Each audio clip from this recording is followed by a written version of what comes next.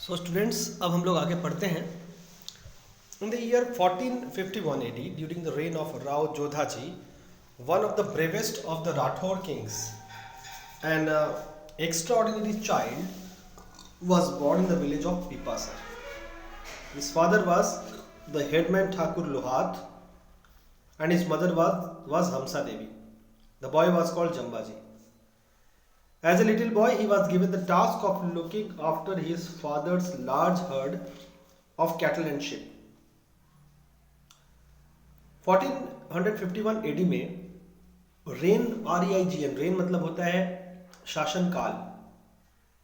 राव जोधा जी के शासन काल में राव जोधा जी, जो कि एक बहुत साहसी राठौर राजाओं में से एक थे, तो 1451 में राव जोधा जी के शासन काल में एक अद्भुत बच्चे का जन्म हुआ पीपासर गांव में। मतलब राव जोधा जी जिस समय राज कर रहे थे उस समय उनके अधीन किसी गांव पीपासर में एक बच्चे का जन्म हुआ। उस बच्चे के पिता का नाम जो था वो ठाकुर लोहार था, वो अपने गांव के हेड थे, और उस बच्चे की माता का नाम हमसा देवी था। बच्चे का नाम था जम्बाजी। ये बच्चा जो था बचपन में अपने माता पिता के जो पालतू जानवर हैं उनकी देखभाल किया करता था, उनको चराने ले जाया करता था, और खेजड़ी के पेड़ों के नीचे उनको चरना छोड़ करके खेजड़ी के पेड़ों के नीचे बैठ जाया करता था, और बहुत सारे अलग अलग जानवरों को कुलाचे मारते हुए, उछलते कूदते हुए, खेलते हुए वो देखा करता था, जिनमें ब्लैक बक मुख्यतः हुआ करते थे। जम्बाजी जो लड़का था उसको बहुत अचंभा होता था, उसको बहुत ही ज़्यादा ये देख करके अच्छा लगता था कि वो जो ब्लैक बक्स हैं, ब्लैक बक्स के कितने ज़्यादा, ब्लैक बक्स का ग्रेस या उनकी जो फुर्ती थी, वो फुर्ती देख करके उसको सबसे ज़्यादा आश्चर्य हुआ करता था। उसको ये आश्चर्य हुआ करता था कि जो है वो जो ब्लैक बक है वो कितनी आसानी से यहाँ वहाँ घूमते हैं। लीथ का मतलब फ्लेक्सिबल, उनकी कितनी फ्लेक्सिबल बॉडी हुआ करती है। एंटीलॉप को वो देखा करता था, एंटीलॉप एक प्रकार का हिरन को देखा करता था, और ये सब देख करके इंथ्रैलिंग का मतलब होता है बहुत ज़्यादा सुकून और बहुत ज़्यादा अचंभित करने वाला। तो ये वो देखा करता था। अक्सर दो स्टैक्स, एक प्रकार का हिरन के बीच की जो फाइट है उसको देख करके वो अचंभित हुआ करता था। जब जम्बाजी 25 साल का हुआ तो देखो क्या हुआ, एक great disaster overtook the whole region. उसके गांव का नाम क्या था? पीपासर। पीपासर गांव में एक बहुत बड़ा डिजास्टर हुआ, एक बहुत बड़ा नुकसान हुआ। एक प्राकृतिक आपदा आई। प्राकृतिक आपदा क्या थी? सूखा पड़ गया, बहुत ही ना के बराबर बारिश हुई, और सबसे ज़्यादा कष्ट जो है कैटल को मिला। पहले साल जो ड्रॉट हुआ, ड्रॉट मतलब सूखा पड़ा, तो कई घरों में बाजरा वगैरह स्टोर करके रखा हुआ था वो चल गया। दूसरे साल स्थिति थोड़ी और ख़राब हो गई, और थोड़ा बहुत ही लोग खाना पा रहे थे। People hacked at any trees they could find and fed the animals on the leaves.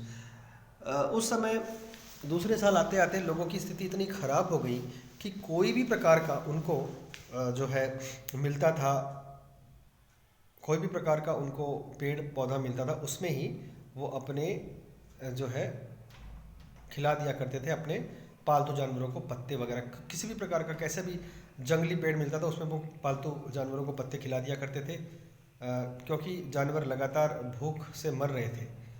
और इस तरह से वो जो ड्रॉट था, अच्छा ये जो कंसेक्यूटिव वर्ड है, कंसेक्यूटिव मतलब लगातार, ड्रॉट जो था वो 8 साल लगातार पड़ा, सूखा 8 साल पड़ा।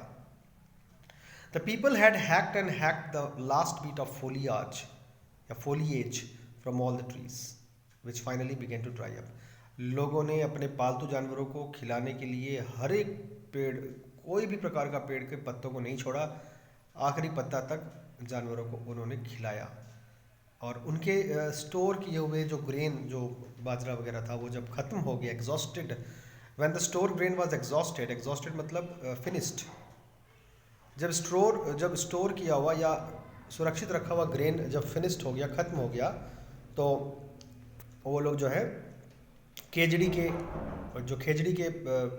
जो कोपलें निकलती थी वो खाने लगे, बेर के बीज भी खाने लगे।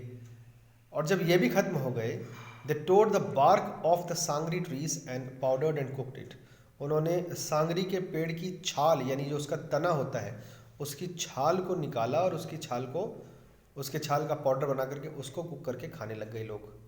दे hunted every one of the starving black bucks and finally they abandoned all hope and migrated in masses. उन्होंने क्या किया कि उन लोगों ने बहुत ज़्यादा, मतलब लोगों ने सरवाइव करने की उन 8 सालों में, आप सोच सकते हो, मतलब राजस्थान के किसी गांव पीपासर में 8 साल, 8 year is not a matter of joke, 8 साल तक लगातार सूखा पड़ना, और उस सूखा में आदमी अपने आप को कैसे बचाएगा, ये बहुत बड़ी एक चुनौती होती है।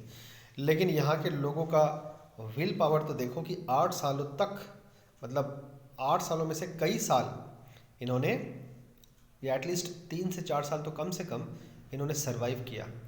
और अंततः जब पेड़ के पत्ते सूख गए या ख़त्म हो गए, तो उन्होंने क्या किया, उन्होंने सांगरी के जो तने की छाल होती है उसको निकाला और उसका पाउडर बना करके उसको खाया, या उसको कुक करके खाया।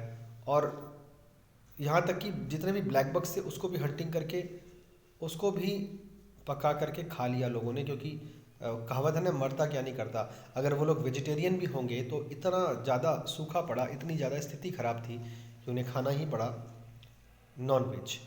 और फाइनली जब वो भी ख़त्म होने लग गए, मतलब ब्लैक बक्स भी ख़त्म हो गए, तब उनको लगा कि अब जीवित रहना संभव नहीं है, तो माइग्रेटेड इन मासेस, मासेस मतलब होता है बहुत बड़ी संख्या में, और माइग्रेटेड मतलब होता है जगह छोड़ के जाना। तो वो लोग बड़ी संख्या में जगह छोड़ करके जाने लगे। Tens of thousands of cattle perished on the way, मतलब बहुत सारे कैटल मतलब बहुत सारे पालतू जानवर, उसमें बकरी हो सकती है, गाय हो सकती है, भैंस हो सकती है। तो ये लोग बहुत सारे कैटल जो है वो रास्ते में मरती चली गई। पेरिस्ट मतलब died. By now the whole country was barren, अब धीरे धीरे ये सूखा लगभग पूरे देश को ही निकलने को बढ़ रहा था। कई मीलों तक पेड़ कोई दिखाई नहीं देता था, न गाय दिखाई देती थी, न ब्लैक बक दिखाई देता था। The only people to hold on were big landlords like Jambaji's father and with huge stores of bajra that somehow lasted through the difficult times. एकमात्र जो लोग सुरक्षित थे, या जिन लोगों को थोड़ी सी ज़्यादा दिक्कत नहीं हो रही थी, वो लोग कौन थे? जम्बाजी के पिताजी थे। जम्बाजी के पिताजी थे, वो बहुत ज़्यादा मात्रा में बाजरा को स्टोर किए थे, और उन लोगों ने इस कारण से वो काफ़ी हद तक सरवाइव कर लिए।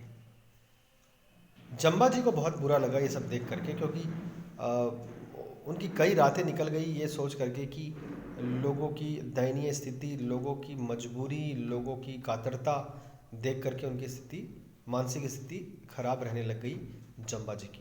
Jambaji started to think that he have to do something for the masses, for the people who are suffering from poverty, and they are highly affected from the drought.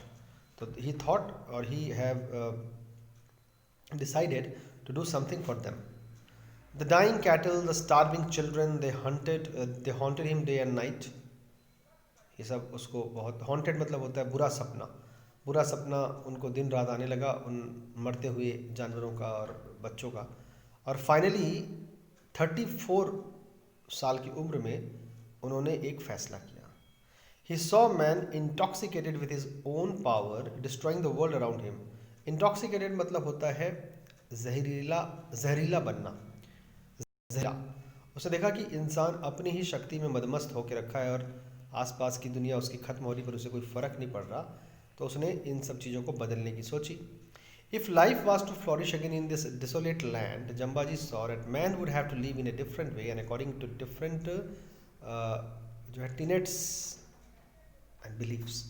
Jambaji ने काफ़ी गहरी सोच करके ये पाया कि इस स्थान पर भी सरवाइव करना संभव है, लेकिन आदमी को अपने तरीके थोड़े से बदलने होंगे, सोच थोड़ी सी बदलनी होगी।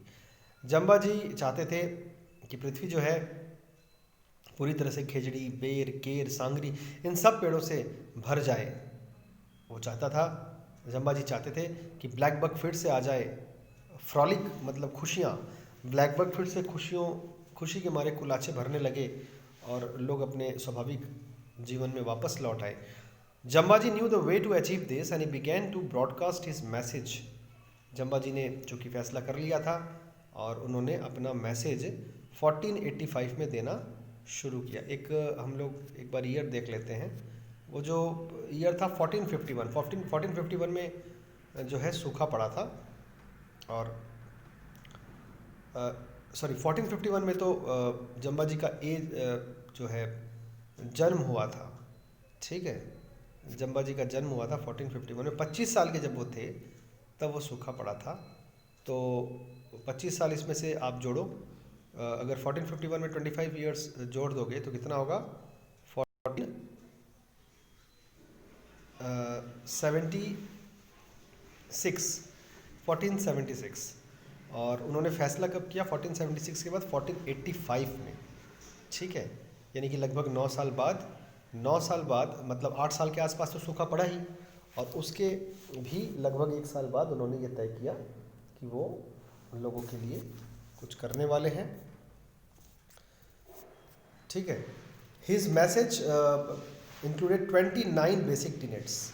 तो उन्होंने जो सोचा, विचार किया और जो फैसला किया उसमें ये था कि उन्होंने ये सोच लिया था कि मुझे लोगों को जो है समझाना है, और लोगों को समझा करके लोगों को शिक्षित बनाना है, और लोगों को शिक्षित बना करके उन्हें कुछ सिद्धांत या कुछ रूल्स बताने। टीनेट्स मतलब रूल्स, सिद्धांत।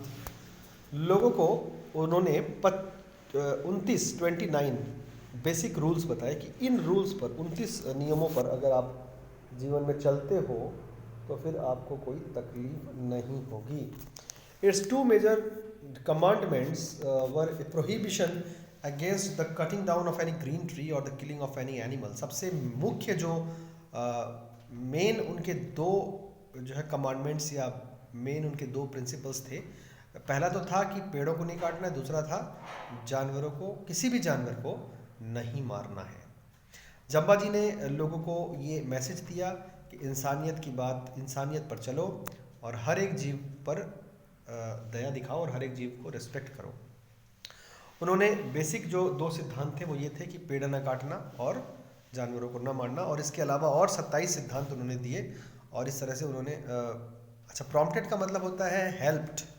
उनकी टीचिंग जो है वो गांव के लोगों को हेल्प की कि वो मतलब वापस आए और इकट्ठा हो और पेड़ वगैरह लगाए।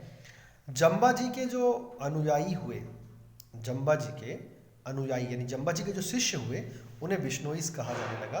बिश्नोईस इसलिए कहा जाने लगा क्योंकि वो 29 थे, ठीक है, और वो 29 थे और 29 लोगों को लेकर के उन्होंने ये एक इत्तेफाक की बात हुई कि उन्होंने सिद्धांत भी 29 बनाए और लोग भी 29 ही जुड़े उनसे शुरू में।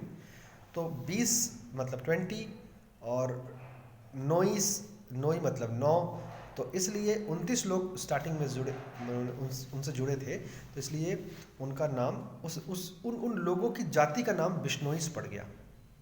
तो उन लोगों ने क्या किया, they preserve the trees around their village and protected black bucks, chinkaras, pea fowl and all other birds and animals. Gradually their territory became covered by trees, their cattle had abundant browse, their land recovered its fertility, and the Bishnois became a prosperous people. तो इस तरह से वो लोग जो है पेड़ को जो है सुरक्षित रखने की काम करने लगे। पेड़ को उन्होंने नया मतलब अलग अलग प्रकार के पेड़ बोने लगे वो, और जो जंगली या कोई भी प्रकार के खुले में घूमने वाले जो बेजुबान और क्या बोलते हैं निर्दोष जानवर थे, उनको उन लोगों ने प्यार दुलार और सुरक्षा प्रदान करनी शुरू कर दी। तो इस तरह से ब्लैक बक्स की संख्या बढ़ने लगी, चिंकारा, पी फॉल, ये अलग अलग प्रकार के जानवरों की संख्या बढ़ने लगी। जो P fall is a type of bird, ठीक है, चिंकारा, ब्लैक बक्स, ये सब एनिमल्स, और इन सभी अलग अलग प्रकार के जानवरों की संख्या और अलग अलग पक्षियों की संख्या बढ़ने में उनका बहुत प्रमुख योगदान रहा बिश्नोइस का। और इस तरह से बिश्नोइस जो है वो कई प्रकार के पेड़ भी ग्रो करने लगे और धीरे धीरे हरियाली आने लगी, और जो लैंड था उनका जो बंजर था वो फर्टाइल होने लगा, और बिश्नोइस एक बहुत ही प्रॉस्परस जाति बन के उभरी। But outside their territory all continued as before. लेकिन उस पीपासर गांव में तो ये हुआ, लेकिन उसके बाहर जो दूसरी एरियाज थे, जैसे कि हमने थोड़ी देर पहले ही पढ़ा कि लगभग पूरे देश में ही सूखा फैलने लग गया था। तो इस पीपासर गांव के लोगों ने अथक परिश्रम के द्वारा और अपने कुछ सिद्धांतों के द्वारा अपने एरिया में हरियाली लाई और जो है समृद्धि लाई। लेकिन उसके बाहर जो थे, उसके बाहर के लोगों को कष्ट हो रहा था। The land was still being stripped of its green cover and the desert was spreading. The ninth descendant of Jambaji's contemporary Rao Jodhaji now occupied the throne of Jodhpur. तो अच्छा, यहाँ देखो एक बात है, the ninth descendant of Jambaji's contemporary Rao Jodhaji. देखो, कंटेम्पररी का मतलब होता है समकालीन, ये वर्ड आपने सुना होगा, समकालीन मतलब एक समय में दो व्यक्तियों का इस धरती पर मौजूद रहना। तो जम्बाजी जब थे तो उस वक्त राव जोधा जी भी थे, ठीक है। लेकिन राव जोधा जी के नौवे वंशज जोधपुर की गद्दी में जब बैठे, उस समय की ये बात हो रही है कि धीरे धीरे सूखा बढ़ रहा था। In the 6th year of his reign in 1730, this Maharaja Abhay Singh decided to construct a palace for himself, a beautiful palace made of the famous red sandstone of Jodhpur. This would need a lot of lime. Limestone is of course quite abundant in this tract, but it had to be cured and the lime kilns would need a lot of fuel. देखो यहाँ पर ये paragraph थोड़ा ध्यान से समझो कि राव जोधा जी के नौवे वंशज जो थे उनका नाम था अभय सिंह, महाराजा अभय सिंह। 1730 की बात है। 6 साल लगातार राज करने के बाद राव जोधा जी के नौवे वंशज अभय सिंह ने फैसला किया कि वो अपने लिए एक बहुत ही खूबसूरत लाल संगमरमर का महल बनाएंगे जोधपुर में। महल बनाने के लिए जो संगमरमर लगेगा, वो संगमरमर जो है वो मिट्टी के नीचे से निकलता है, और उसको मतलब जो है तराशने के लिए काफ़ी फ्यूल की ज़रूरत पड़ती है, काफ़ी ज़्यादा ईंधन की ज़रूरत पड़ती है। It was not an easy job to get as so much fuel in the desert. तो वो जोधपुर, ऑब्वियसली जोधपुर भी डेजर्ट है, या 1730 में वो और भी ज़्यादा डेजर्ट था। आज की डेट में तो ऑब्वियसली राजस्थान के मोस्ट ऑफ द एरियाज़ बहुत प्रॉस्परस हो गए हैं, बहुत ज़्यादा डेवलपमेंट देखने को मिल रहा है राजस्थान में। लेकिन 1730 की बात अगर करते तो उस समय तो जोधपुर भी अधिकांश मात्रा में डेजर्ट ही था। तो उस डेजर्ट में इतना फ्यूल कहाँ से आए? But as luck would have it, there was a large settlement of Bishnois just 16 miles from Jodhpur. Jodhpur से 16 माइल की दूरी पर बिश्नोइस लोग ठहरे हुए थे।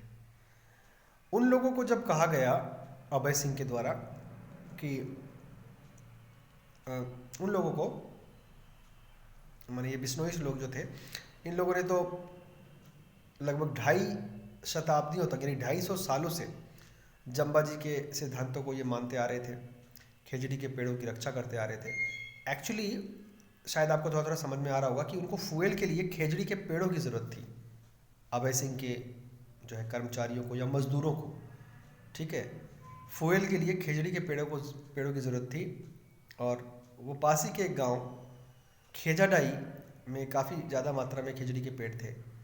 Abhay Singh Diwan ordered that the lime kilns be started near Khejarli. वो डाई नहीं, डली होगा, खेजा डली, ये प्रिंटिंग मिस्टेक है यहाँ पे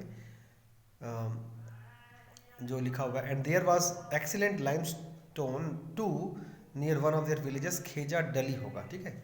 अभय सिंह के दीवान या अभय सिंह के जो सेनापति थे, उन्होंने ऑर्डर दिया कि खेजा डली गाँव में ही जो है किल्न बनाई जाए, यानी कि भट्टी बनाई जाए, और वहाँ पर संगमरमर के को तराशा जाए। तो ये उन्होंने ऑर्डर दिया और इस ऑर्डर के कारण उन्होंने स्पष्ट ऑर्डर दिया कि खिजड़ी के पेड़ों को काटा जाए। अब आगे जा कर के बहुत ज़्यादा दिक्कत होने वाली है। अगली क्लास में देखेंगे क्या होगा। आज के लिए इतना ही। Stay at home, stay safe. Thank you.